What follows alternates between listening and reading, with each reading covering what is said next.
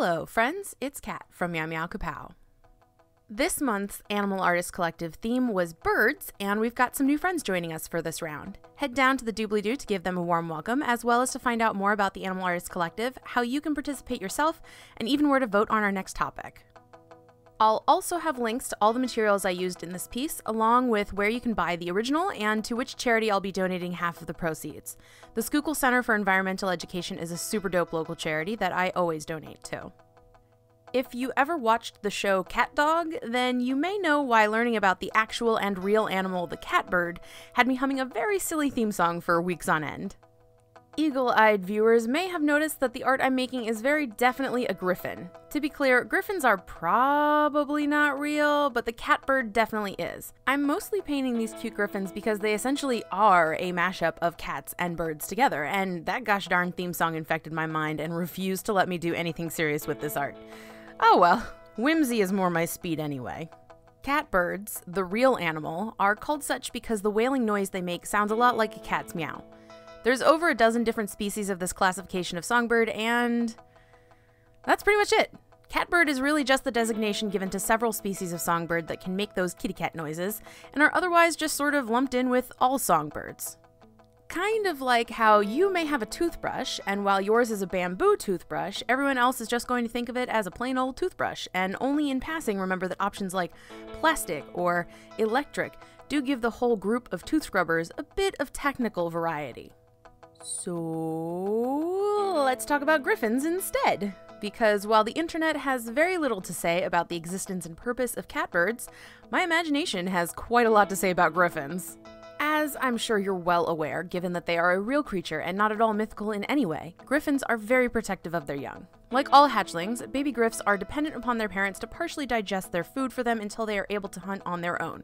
They're raised on a steady diet of already been chewed worms and mice for usually about 2 to 3 weeks, at which point they become strong enough and brave enough to venture out of the nest themselves. The trees or other fauna their childhood nests are built in usually house a variety of beetles and ants and small creatures, so younglings can often be caught chasing and pouncing on all manner of little gribblies when they first explore their hunting urges. Like all partial felines, they purr loudly when pleased, and the play hunting helps train them to tamp down their excitement until after they capture their prey, lest they give away their position in anticipation of an unsecured success. Within a month, they've already learned to stretch their wings and glide down to the ground, if not also flap just enough to rise from one branch to the next. Mama Griffin is always nearby, carefully observing her growing cubs and gently picking them up by the scruff of their neck when she needs to return them to their home for their next attempt. While the little babes are still nest-bound, the adults patiently live in the surrounding area, either in the branches themselves if there's room or at the base of the growth if there isn't. By the time the children are grown enough that the clutch can no longer fit together in their adolescent nest, the entire family moves to a larger location that can house them all. Desert griffins usually find suitable caves or burrows, and forest griffins usually have a mother tree passed down through the generations to protect their line. Water griffins are a whole different story in a way, but they also find shelter to live as a pack. They'll usually remain together for a few decades, a century at most, until each griffin is grown enough and feels the calling to its purpose. The magic coursing through a young griffin's blood always, eventually, guides them to their destiny. Most griffins act as protectors to others, often without their charges ever knowing of their influence, unlike times long past where being under the care of a griffin was a symbol of one's character quality and spiritual worth. They were worshipped as gods, for a time, and then respected as royal guardians for another. Now they largely work in the shadows, doing what they can to influence the life and luck of the one they're meant to keep well in whatever ways their cleverness and magic allow. As far as skills and abilities go, they are magical creatures, so they can accomplish things that most of us could only dream of. Many have elemental powers associated with their birthplace, such as water griffins being able to shape and control water, and forest griffins being able to coax anything to grow in any way they could ask.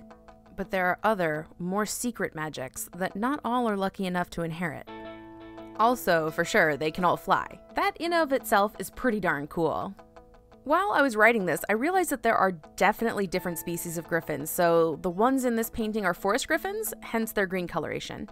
I'm not sure if they should be rainforest griffins or deciduous forest griffins. Would rainforest ones have more color, like tropical creatures usually do, or would they still be green to blend in with the treetops? Or brown to blend in with the massive tree trunks? These are the important questions of our age here, people. Please, Feel free to elaborate on these ideas down in the comments. If you were a griffin, what kind would you be and what would your powers be like? I'm imagining there's gotta be ice griffins from the North Pole, right? Or like abstract concept griffins like dream ones or something? As for the materials used in this piece, all the paints are Daniel Smith. If you're curious about the specific colors, I actually wrote them down. They are quinacridone gold, green gold, French ultramarine, indigo, and perylene violet. Sap green almost made it into this piece, but I swapped it out for the green gold at the last minute to make sure there was something bright and cool and yellowy.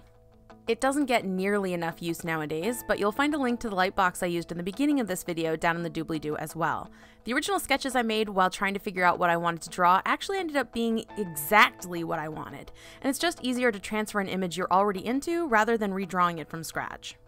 Don't get me wrong, I've definitely redrawn things from scratch a zillion times, but gosh, it is so nice not having to stress about whether or not you're going to flub up that new sketch.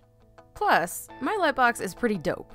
It's got like 5 or 6 different brightness settings, and I looked high and low for one that didn't have a grid on the surface, since I figured that would interfere with my personal ability to transfer. Anyway, the whole painting is 6 inches by 4.5 inches, so it's fairly compact and cute. Kind of like those sweet little baby griffins. I like the chunky little troublemaker whose head is only just popping out of a window in its egg, but they're all gonna grow up and be winners and heroes and super mega excellent creatures. It's their destiny, and as their creator, I deem it so. If you're interested in buying this painting, check the links in the doobly-doo and snatch it up while it's still there. Keep in mind, half the proceeds are going directly to a super great cause, so you can let your own protecting griffin spirit fly free over Philadelphia. I hope you enjoyed our Animal Artist Collective series this month. I'm curious about who else's you've watched so far. And please consider throwing all of us a like and subscribe if you haven't already. It really does help get the word out there. Do it for the Catbirds! Or do it because seeing my house panther Bubba blissed out on sunbeams makes you feel as warm on the inside as he does on the outside. Whichever. Until I see you next time, I wish you peace, love, and protection. Bye!